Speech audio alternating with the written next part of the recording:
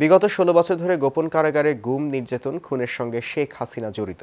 এসব কার্যক্রমে তার সরাসরি সম্পৃক্ততার প্রমাণ পাওয়া গেছে বলে জানিয়েছেন আন্তর্জাতিক অপরাধ ট্রাইব্যুনালের chief prosecutor advocate Mohammad Tajul Islam. আজ শুনানি শেষে তিনি এই সব তথ্য জানান। এদিকে আওয়ামী লীগের সাধারণ সম্পাদক ওবায়দুল কাদের কিভাবে দেশ ছাড়লেন, পুলিশের কাছে তার ব্যাখ্যা চেয়েছেন আন্তর্জাতিক অপরাধ ট্রাইব্যুনাল। ২ সপ্তাহের মধ্যে আইজিপিকে ব্যাখ্যা দিতে বলা হয়েছে। মিতুর রিপোর্টে দেখুন বিস্তারিত। জুলাই-আগস্ট হত্যা গণহত্যার মামলায় গ্রেফতার সাবেক আইনমন্ত্রী আনিসুল হক, সাবেক প্রধানমন্ত্রীর বেসরকারি শিল্প ও বিনিয়োগ উপদেষ্টা সালমান এফ রহমান, সাবেক প্রতিমন্ত্রী জুনায়েদ আহমেদ পলক সহ মোট ১৬ জনকে আন্তর্জাতিক অপরাধ ট্রাইব্যুনালে হাজির করা হয়। পরে মানবতা বিরোধী অপরাধের অভিযোগে দায়ের করা ২ মামলায় সাবেক প্রধানমন্ত্রী শেখ হাসিনা, ওবায়দুল কাদের সহ ৩৬ জনের বিরুদ্ধে তদন্ত ২ মাসের মধ্যে শেষ করার নির্দেশ দেয় ট্রাইব্যুনাল।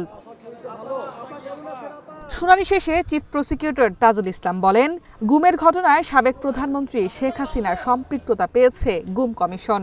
গুম কমিশনের দেওয়া রিপোর্ট ট্রাইব্যুনালে উপস্থাপন করা হয়েছে। ১৬ বছর ধরে বাংলাদেশে যে সমস্ত এনফোর্সড ডিসঅ্যাপিয়ারেন্সের ঘটনা ঘটেছে, নিষ্ঠুরতম পন্থায় মানুষকে বছরের পর বছর গোপন কারাগারে আটক রাখা হয়েছে, তাদেরকে নিষ্ঠুরতম পন্থায় হত্যা করে তাদের লাশকে নদীতে বা খালে বিলে ভাসিয়ে দেওয়া হয়েছে, ডুবিয়ে দেওয়া হয়েছে। এই অপরাধগুলোর সাথে প্রধানমন্ত্রী, তদানীন্তন প্রধানমন্ত্রী এবং অপরাধের নিউক্লিয়াস শেখ হাসিনা সরাসরি সম্পৃক্ত ছিলেন মর্মে সেই কমিশন তাদের মতামত ব্যক্ত করেছেন।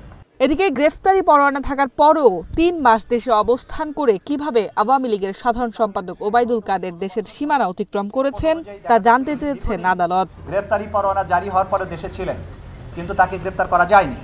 সেজন্যই আদালত আজকে ব্যাখ্যা চেয়েছেন যে উনি কোথায় কিভাবে ছিলেন, কিভাবে পালালেন, এই ব্যাপারে যেন আইন শৃঙ্খলা রক্ষাকারী বাহিনী একটা প্রতিবেদন দেন। এবং মিতু, এশিয়ান টেলিভিশন, ঢাকা।